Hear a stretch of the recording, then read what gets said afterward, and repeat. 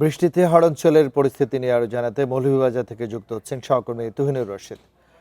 তুহিনুর রশিদ, একটু জানাবেন যে আজকে যে আবহাওয়া পরিস্থিতি তার কিছুটা উন্নতি হয়েছে কিনা, আর তলিয়ে যাওয়া ধান বা কৃষকদের যে ক্ষতি হয়েছে সেই ক্ষতি পোষাতে আসলে প্রশাসন কোনো পদক্ষেপ নিচ্ছেন কিনা?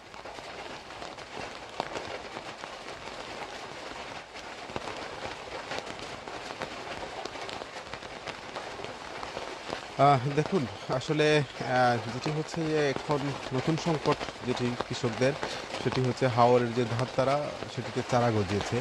আমরা গতকাল পুরো হাওর ঘুরেছি, দেখেছি যে হাওরের যে ধান তো তলিয়ে গেছে ৬০ থেকে ৭০ ভাগ কৃষকরা বলছেন।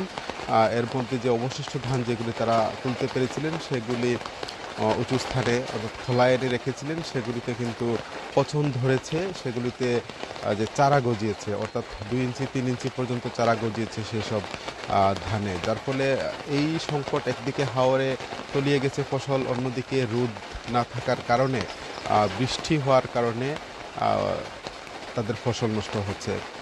গতকালকে যার ফলে কৃষকদের, হাওর পাড়ের কৃষকদের যে অবশিষ্ট ধান সেটি আর সুযোগ থাকছে না শুকানোর জন্য।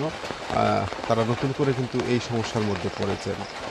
আর সামগ্রিকভাবে যদি হাওরের কথা বলি, কাওয়াদিকে হাওর, হাকালুকে হাওর, হাইল হাওর, এই ৩টি হাওরের পাড়ের কৃষকদের যে দুর্ভোগ, যেটি তাদের পুরো বছরের ১ বছরের হিসেব নিকেশ কিন্তু এই বুড়ো আবাদের মধ্যে দিয়ে হয়ে থাকে, কিন্তু এই পুরো ১ বছর তারা ফসল হারিয়ে দিশেহারা অবস্থা।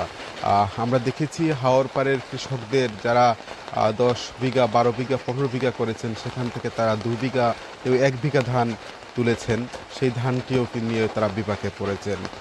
আর ক্ষতিগ্রস্ত কৃষকের সংখ্যা, যে কৃষি অধিদপ্তর মৌলভীবাজার তাদের হিসেবে হচ্ছে প্রায় ২০,০০০ ক্ষতিগ্রস্ত কৃষক তারা এখন পর্যন্ত তালিকা তৈরি করতে পেরেছেন। সেই তালিকাটি চলমান রয়েছে, এমনটি কিন্তু আমাকে জানিয়েছেন জালালউদ্দিন মুর্শেদ, উপপরিচালক। আর তিনি যেটি জানিয়েছেন যে এখন পর্যন্ত মৌলভীবাজারের হাওর অঞ্চলে প্রায় ৪,০০০ হেক্টর জমি কিন্তু তলিয়ে গেছে, এর মধ্যে পুরোপুরিভাবে নষ্ট হয়ে গেছে ২,৫০০ হেক্টরের মতো।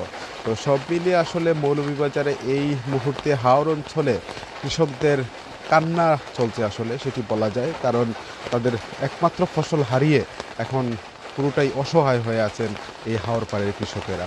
এই ছিল আসলে আমার কাছ থেকে হাওরের সর্বশেষ তথ্য। মৌলভীবাজার থেকে সবশেষ তথ্য জানাচ্ছিলেন সহকর্মী তুহিনুর রশিদ।